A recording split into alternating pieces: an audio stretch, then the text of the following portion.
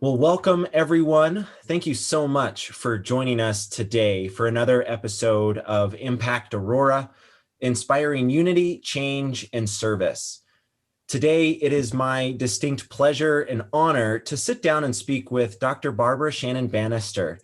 Dr. Bannister has been a staple in the Aurora community for many years and has had a tremendous impact on fostering community engagement and multicultural appreciation on multiple levels across the community. And I believe a graduate of, the first class back in 1984 with, I think, Mayor Kaufman as well. Dr. Bannister has really been involved in the community on so many ways. She founded what was called an organization called Grand Design, which is a nonprofit organization that is designed to preserve the performing arts of the African American community. Dr. Bannister also helped found the Aurora branch of the NAACP and has served as the Community Relations Division Chief for the City of Aurora. And it's such a pleasure to have her joining us today for this program. And it's been wonderful to see how she's given back to the community in so many different levels. Dr. Bannister is certainly a powerhouse in the community and has dedicated her life to being a voice for the poor and disadvantaged. So, Dr. Bannister, it's an honor to have such a leader such as yourself, and really just a figure like you joining us here today. And it's such a pleasure. We've gotten a chance to work together through a lot of our different efforts in some of our organizations. And I'm just so honored to have the opportunity to interview you and sit down with you today. Well, I'm so honored that you've asked me, and I just hold you in high esteem because I know the work that the cell is doing. And then years ago, I was involved with the Mizell when you had that traveling information going from schools to schools and places to places. And then working with the Martin Luther King Jr. Holiday Commission, the things that we did at the city. So we've had, and then way back where, and maybe I'm getting out of sync of what you wanted to do, but way back when the governor proclaimed the governor's Holocaust commemoration, I was there, and I'm in that picture with all those rabbis as the governor is signing that. And so I was there from the very beginning.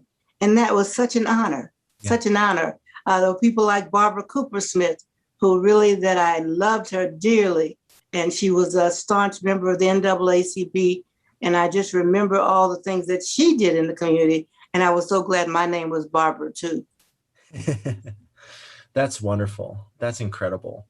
Well, I'm so excited just to have a conversation with you today and really just learn from just some of your incredible experiences and insights in the community. And it's so wonderful. And I think it's such an important time for us. And the heart of this program, Impact Aurora, is really to help try to do our due diligence to showcase just some of the remarkable work that leaders like you all are certainly doing and having a lasting impact for really generations to come. And so, Dr. Bannister, I'd really just love to start the conversation out, being a graduate of one of the, if not the first class of the Leadership Aurora program that the Aurora Chamber stood up. How has that program maybe impacted you personally and professionally? Do you kind of remember just some experiences from that program? Oh, of course. At that point in time, we collaborated, the planning department. I was in the planning department then.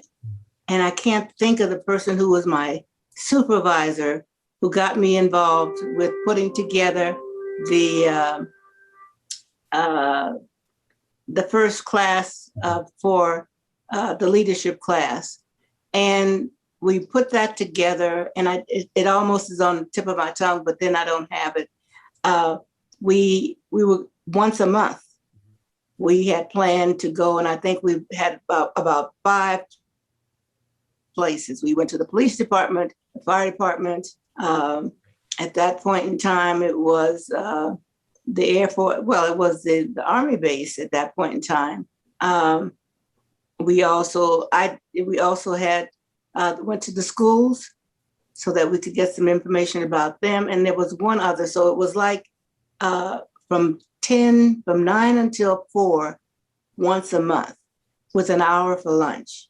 And during that hour for lunch, I did diversity training and did that for many, many, many, many years. I think the last time I did it, well, we were at Fitzsimmons.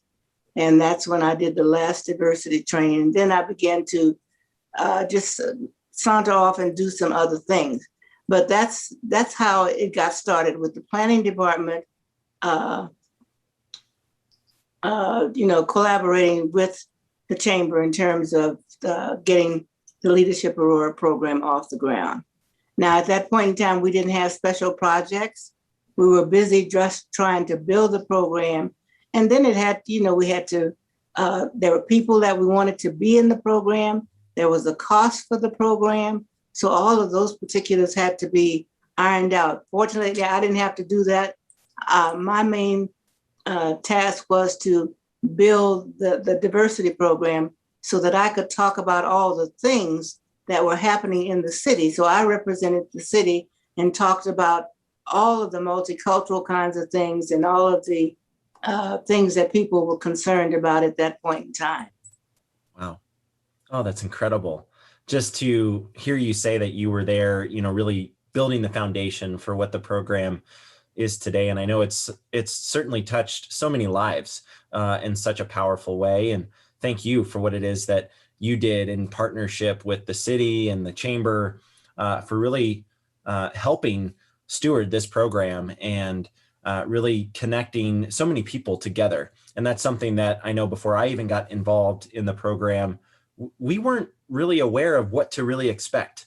We knew that it was a leadership program and involvement opportunity, and not necessarily just training, but really a way to connect with the various sectors. But we didn't really necessarily understand the impact that it can have and really the power that it can ultimately have in uniting so many different people, from nonprofits to private sector to education to healthcare to government representatives, public safety. All of these sectors coming together is so powerful, and it's so wonderful to have you here and sharing just how at the very beginning, just the vision that you all had to bring the community together in such a remarkable way. And I want to just follow up on just some of the personal engagements that you have had on so many different levels in the community. I feel like every time I was going to an event very early on at my time at the Cell and the Meisel Institute, anytime there was an event going on in Aurora, I would see you there. And it was so remarkable just to have you and see you there and engaged on so many different fronts. So the question I have is, Dr. Banister, how is it that you, and maybe talk to us a little bit about your heart behind some of these things, but what would you say you do every day to try to help inspire unity and change and service just to our local community? Well, for one thing, I pray, and I have it in my iPhone to remind me if in case I'm busy or in a meeting or something, Barbara, stop and pray and give thanks to the God that you serve. And so that reminds me, and then I do scripture and try to focus myself on the bigger picture, not what Barbara's doing and not what's happening around me, but the bigger picture. And I just think that I've been blessed to the extent of, and I don't know whether my background started in Louisiana, New Orleans, Louisiana, then moved to Wyoming because I didn't want to raise my daughter in a segregated South, and then moved to Colorado. And so I say that my infancy was in New Orleans. My adolescence was in Casper, Wyoming, and then the mature years, my ending years are here in Aurora, Colorado. But I don't think I planned any of the things that I ever did. It's just that when I saw something lacking, I always tried to do something or build something that would fill that vacancy or that absence. And I think that came from my parents who were involved in the community in New Orleans.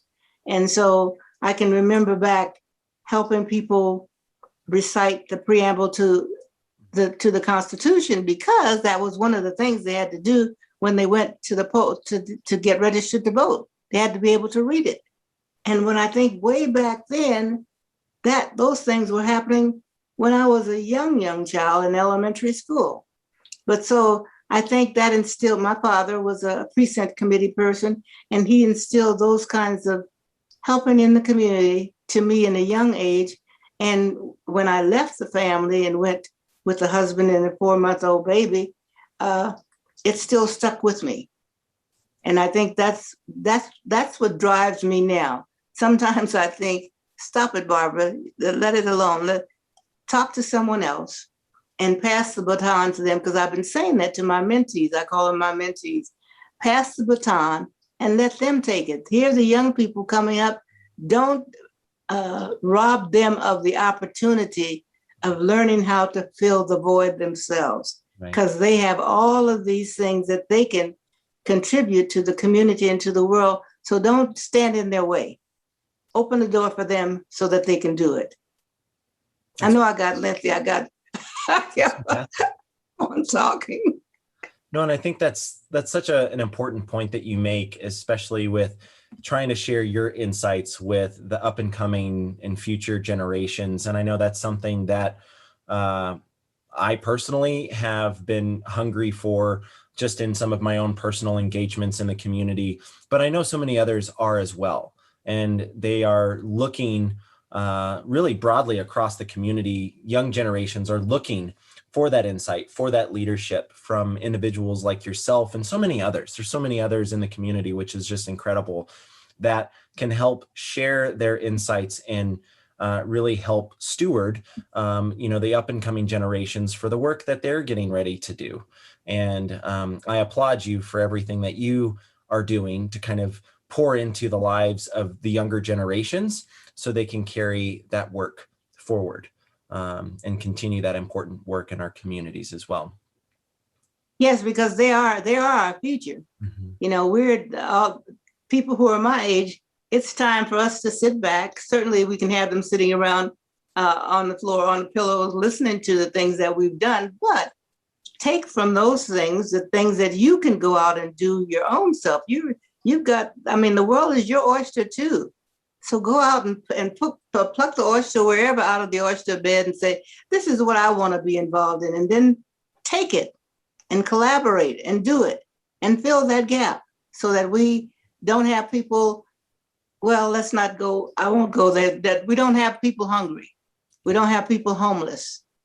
We don't have people committing crimes unnecessarily. That we have all the things that we think we need to do, or at least have some of the things we want, so that we can help those people who are on drugs, people who are mentally incapacitated. There are so many areas that we can help our community. Right. Nothing's off limits. Nothing is off limits.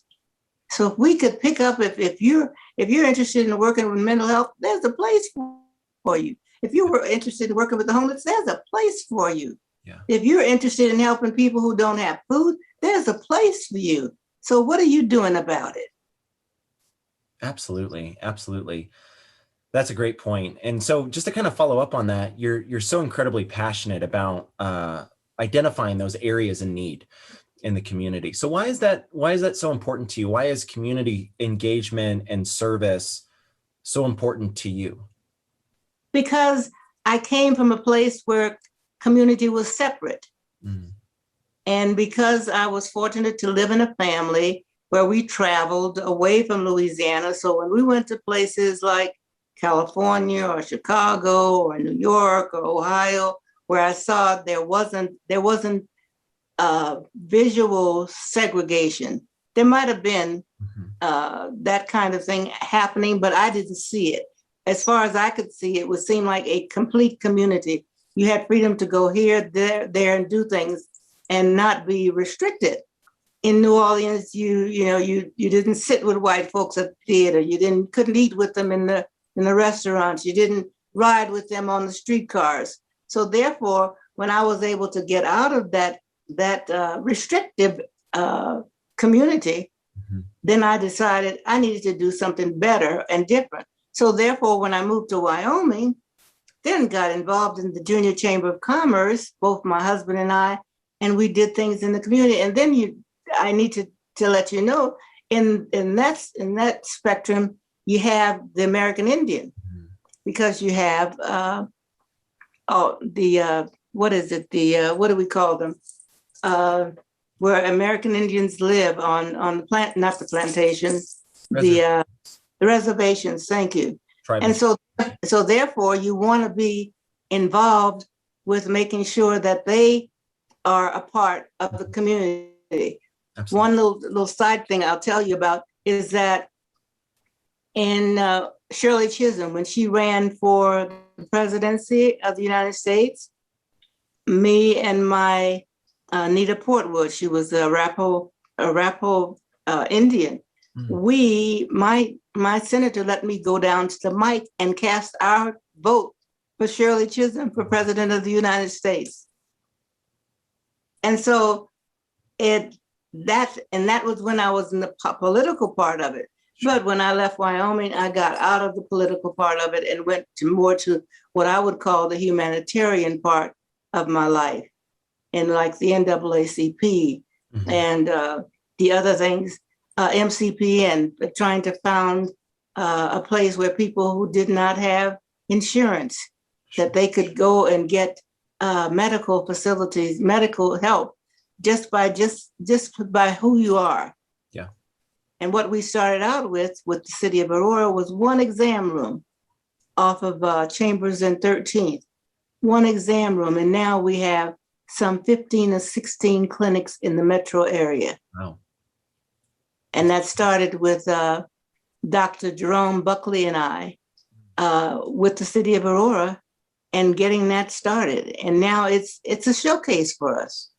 Yeah. But what made me so tenacious about those things were I saw the voids, and I saw the gaps.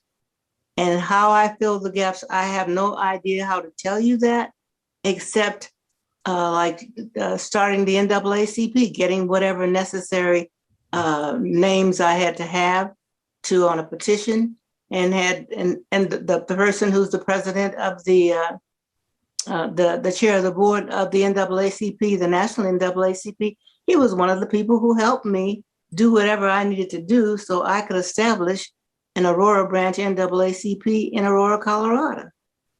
So those connections helped over the years. It wasn't that Barbara was, what do they call it? All of that in a bag of potato chips is what the kids say. Well, I wasn't that I was so smart. It was that I was able to collaborate with people who had power and who had expertise and who could give me some guidance, because I didn't know it all for sure and still don't know it all. Right.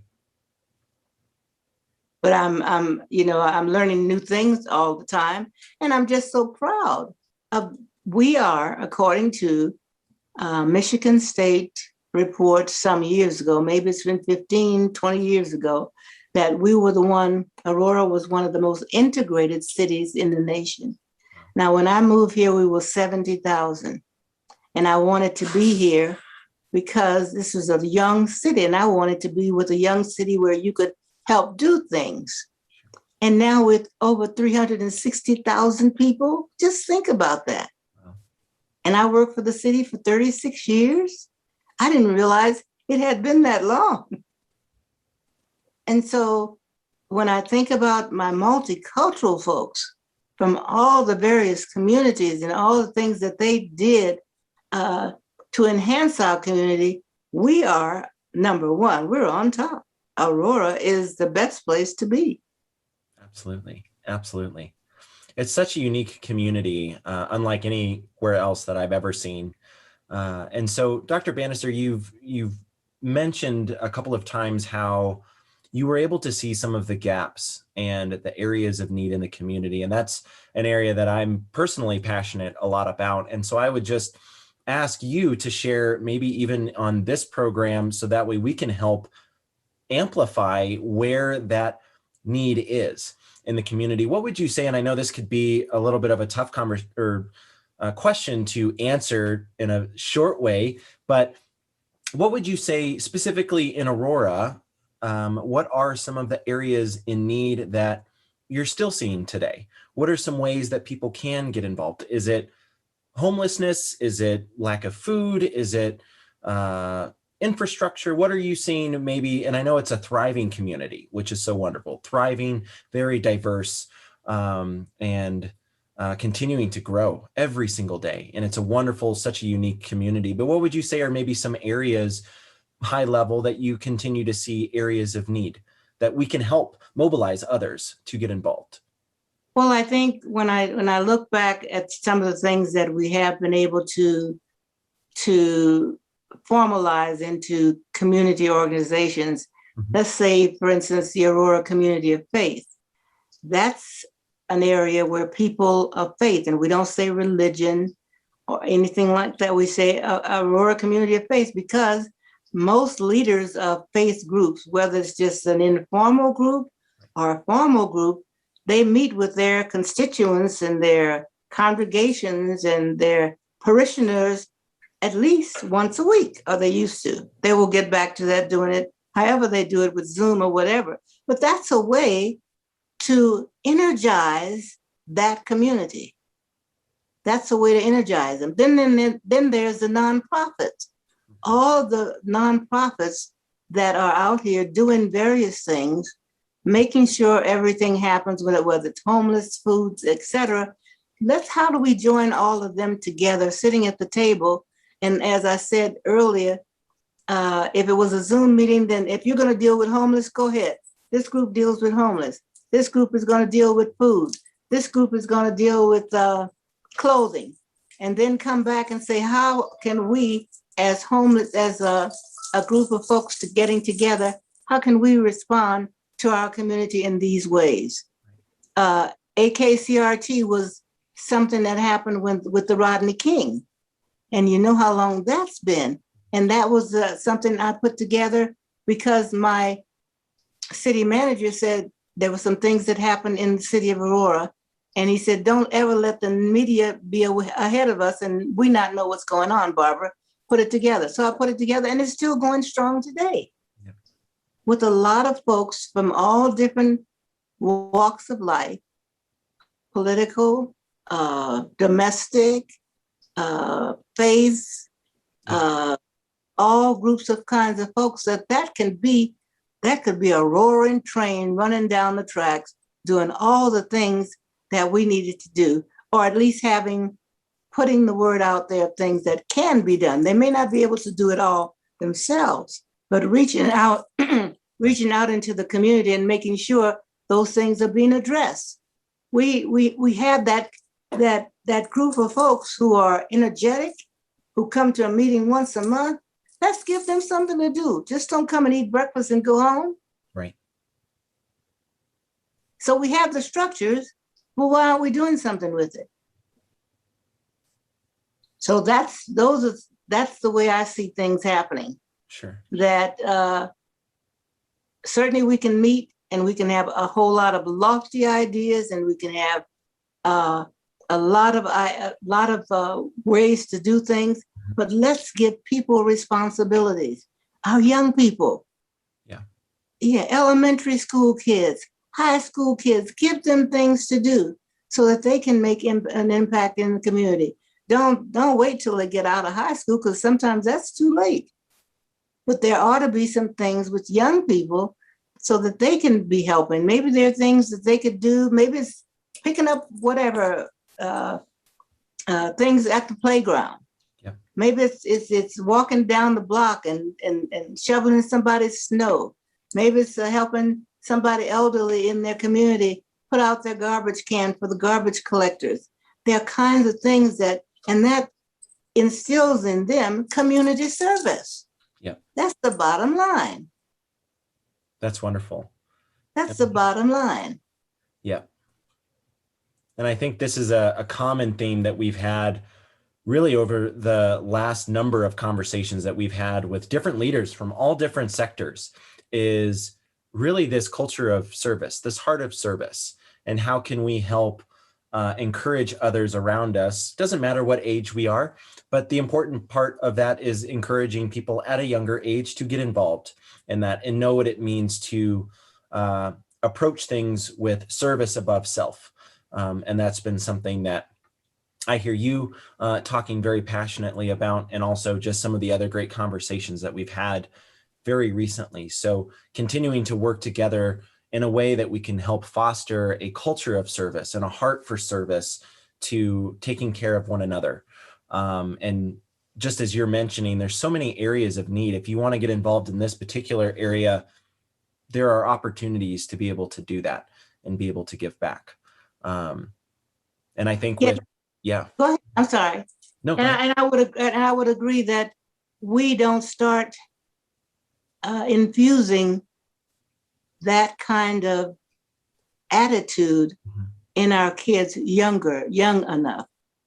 I mean, 5, 6, the young people are just so much more smarter than I was at 5 and 6 and 7 years old. I mean, they have all this technology around them. Just think, if we just help them direct and try to focus them on certain things, just think what they can do with all this technology around them. Absolutely. They could tell us what to do. Just think if they could go to, if somebody don't know what to do with their computer, you can say, well, Johnny over here, he's a 5th grader, but he says he will come and spend an hour with you and show you how to hook up something on your computer. That's service. Yeah. That's the beginning of helping somebody. Yeah. And we miss those opportunities. And I don't mean to be sending young people off to somebody's house. Maybe it's the mother takes that child there and the mother sits in the living room while that child is helping that person get their phone hooked up or their computer hooked up or whatever, or showing them how to do things. We miss the opportunity of instilling the servant leadership roles in our young people. Well, and you can't lead if you can't serve. Right. This is true. Very true.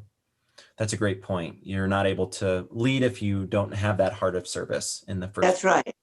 And I think, like, even to your point too, we don't have to overcomplicate it either. No. Very simple, but have an influential and a long-lasting impact on others' lives that we might not necessarily even know immediately, just by a simple act of kindness or even just an act of service that can go and for such a long way that we might not even necessarily ever realize the impact that it had. But someone can look back on that years down the road and come back and say, wow, this is something that really had a tremendous effect on my life and had an impact on the trajectory of kind of where I then went. And so I think that your point, just like that simplicity of just, it doesn't have to be something very complicated where we have to take all of these steps to go and then do this act of service. It could be very simple and it could be very influential. Absolutely, because I can remember when there used to be people in grocery stores that took your groceries out to your car.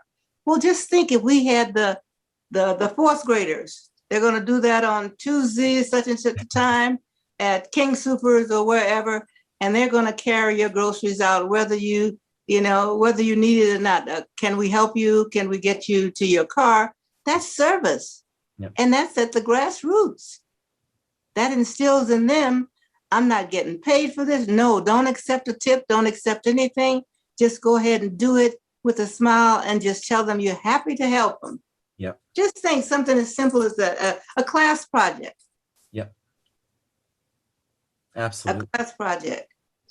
Simple things, like you said, it doesn't have to be a complicated, something that they have to fill out forms or whatever. Just a simple thing to do to help. Absolutely. Absolutely. So one of the next questions that I want to ask kind of really just speaks to the last year that we've all kind of been navigating. And it's really ushered so many changes, challenges for many of us in all of our lives. What is something that maybe positive that you have seen in your life, personally and professionally, while navigating this season that we've all been living in over the last year? Well, it hasn't been a struggle for me. I have not, I haven't missed, well, let's say when I first retired, I missed going to work, doing, the normal kinds of thing, getting up in the morning and doing this. But it's been another blessing to me because I have enjoyed the Zoom calls and I have been as busy as I think as I would have been had I been rushing out to various meetings. And it's given me a sense of quietness, of peacefulness. It's gotten me away from the chatter or the clutter. It's been, I can roll my own. And I think that's what this has happened with this COVID. That's what's happened with me. I lost my husband and I was, very, very sad about that. But I also know that I did everything I could to keep him safe, etc. But COVID crept in and took him away. But I was able to shore myself up and say, this is not the end. This is the beginning of a new chapter in your life. Yeah. So let's do all the things that we need to do. I keep in touch with all of the organizations that I'm in, also with my church. So therefore, I have meetings on a daily basis with somebody to do something. So it's given me a different insight into Barbara the person too. That Barbara the person does not have to have a crowd around her. She doesn't have to be in a large meeting. She can do these things individually, and she can do it collectively through another medium that gives her the strength and the courage and the opportunity to do other things. Right. Sometimes I have to sit and read things over and over and over again, then that gives me that time to do it. I wouldn't have that time. I wouldn't have that opportunity had I been working. One of the things that I've been involved in lately was the Civil Service Commission. Yeah. Now, if you look at that, and almost daily, I can expect to get something that I have to read through and make sure that I'm understanding it, because this affects lives of people. It's very, very, very, very important. So therefore, I need to be very prayerful and I need to be very honest, and I need to make sure that what I'm saying and doing is for the good of the community and the good of that person. So being in COVID hasn't, and what has it been, almost 2 years now? Because I think I was sitting in Juniper on the 16th of March. No, was it March? Yeah, the 16th of March. When the governor came on the television, I was sitting there with my husband, and he said that everybody, that they were closing, shutting down, and everybody would have to leave. And so we left, not knowing that we would never get back in there again.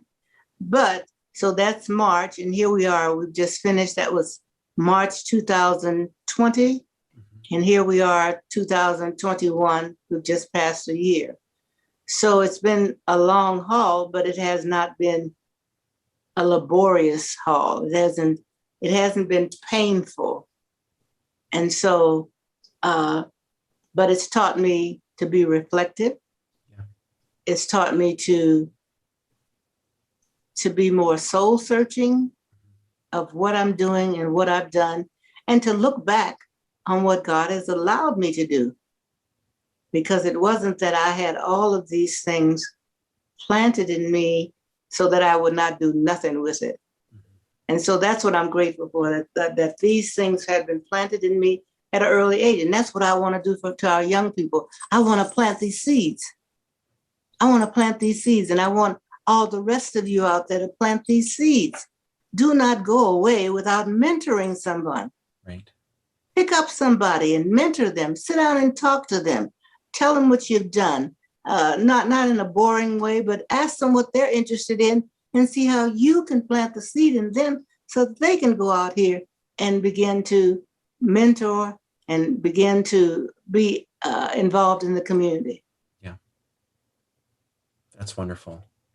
Wow. Thank you so much for sharing that. And I really appreciate just how you have been able to take a step back even over this season of COVID and the pandemic, and really not even mentioning anything about that and not letting that have authority and influence over your life, and in a way that you were going to continue to learn, you were going to continue to better yourself and even become reflective and thankful and have the ability to pause and be still and kind of have that approach of quiet and stillness in a peaceful way, that you were still learning and growing and becoming better on a daily basis. And I think sometimes that can be hard for a lot of us, especially with something like what we were all just experiencing this past year, to get caught up in the noise, to get caught up in the chatter, because there is so much that is going on from every direction. And I really appreciate your approach to this season of even having that mindset and that attitude that it wasn't something that was, I will look back on it as a negative. And sure, it was challenging, and it has been challenging for a lot of people. But I just really appreciate that approach and that perspective of seeing it in a way that there is a learning opportunity here, and I'm going to take advantage of that. Absolutely, and that's what I'm glad I was able to do. That this does not mean go home and lay down and give up and wallow in your grief or pain or whatever it is. This is an opportunity to get over that hump. Yeah. That's just another hurdle, right, that you need to get over. And when you get over that hurdle, you'll find out, hey, you were not down and out. Right. You were just stymied for a while, and get up and get going. Yeah. There's so much more to do. There's so many more people to mentor. There's so many more projects to just have a say so. There's so many more Zoom meetings to go to and just be a part of talking and sharing, because that's what makes other people say, well, hey, if she can do it, I can do it too. There wasn't anything special about me. I didn't have any wings or anything. I was just a natural human being. Yep.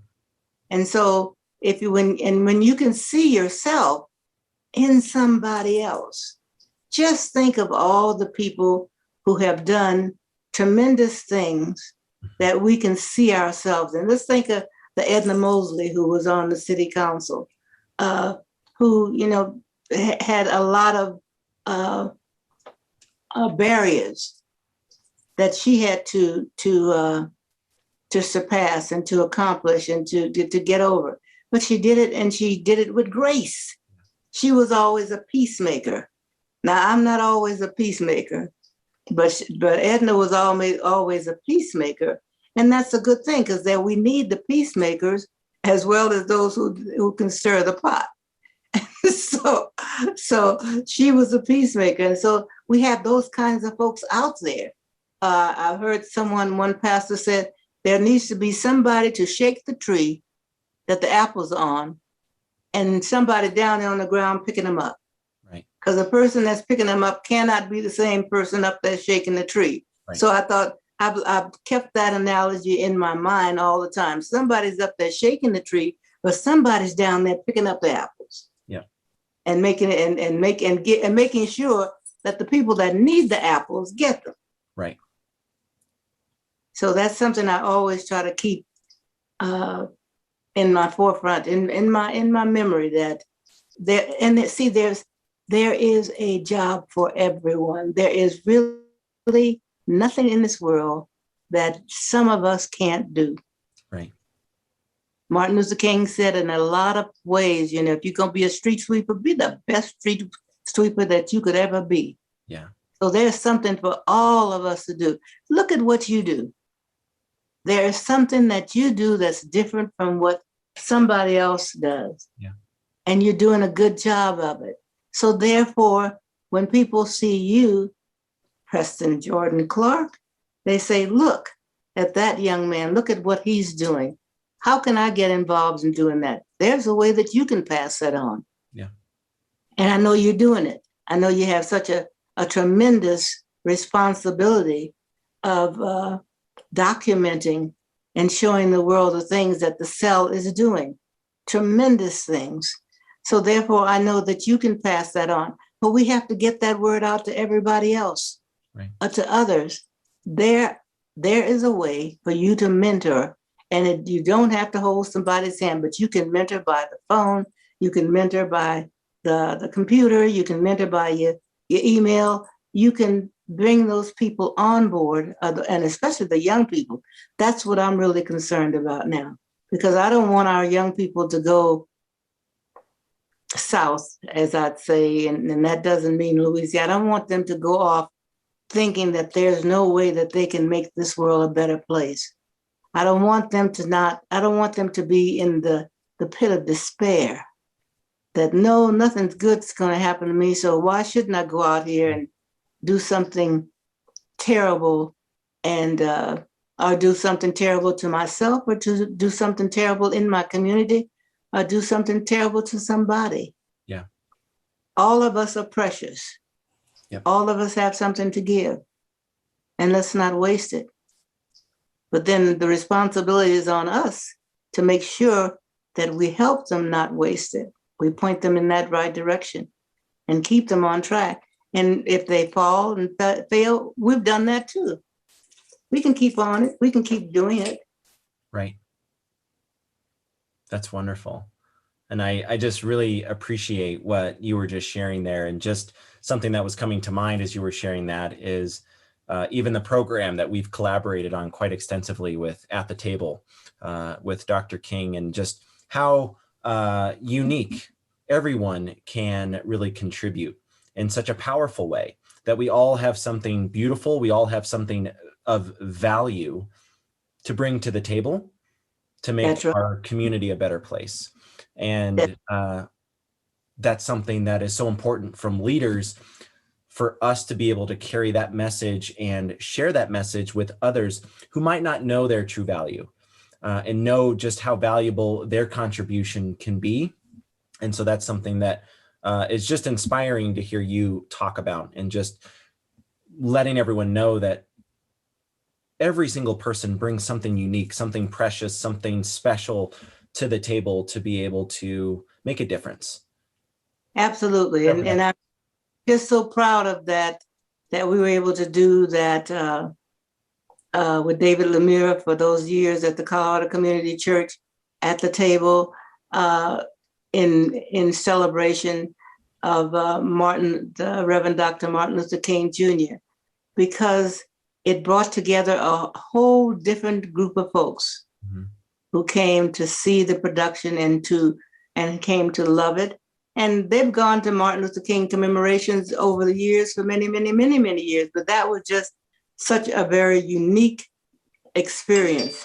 And I'm just so glad that we were able to do things like that at that point in time, with that collaboration with that community church.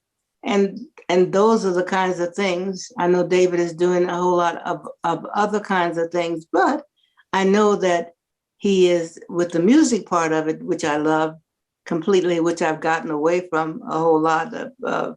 I was in music for a whole lot of years, but I've gotten away from that music part. But with my grand design company, we are maintaining and celebrating the music of African Americans, but yet inclusive of other cultures' music. There isn't any music in this world that you can't say African American music hasn't touched, because if I would go back to slavery time, when slaves were brought to the Americas, or whatever we wanted to call them, slaves were brought all over this world. So therefore, they had to leave their imprint on music and culture and language and all kinds of other things. Food, everything that we do, you can find a tint or a touch of African American, but yet you can find a touch of Asian. You can find a touch of, and I don't call them Native Americans anymore. I call them American Indians, because I say we're all Native Americans. All of us who are born here are Native Americans. So I call them American Indians. All of that we are a mold of, and I don't say the soup anymore, we are a giant salad.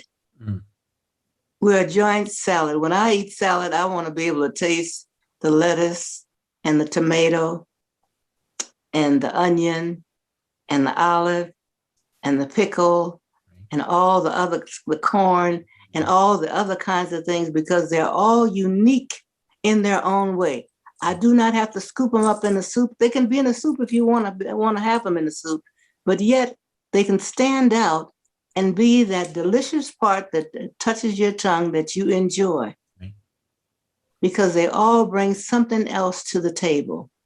And that's the important thing. We all bring something to the table. There are none of us who are zero-less. That's a word I'm making up, because all of us have something to give to this world. And we've got to get on it and make sure we begin to give it and begin to mentor and make sure and pass it on. I know I can get long-winded about it. I'm passionate about it. I'm passionate about being with people, yeah, and letting other people know about people and appreciating other folks. Yeah. That's wonderful. Yes. So therefore I want to get out here and raise my flag and say, what are you doing to make this world a better place? It doesn't have to be, you don't have to be the head of an organization. You don't have to be a teacher. You don't have to have a degree. You don't have to be a pastor. You don't have to be a rabbi. You don't have to be a lot of other things that you think that person got to be there, just jump from being nobody to being somebody. That person had to work up through to get to that point. Yeah. And that's what we're asking all of us to do. You have gifts. Do not hide them under a bush. All of us have gifts.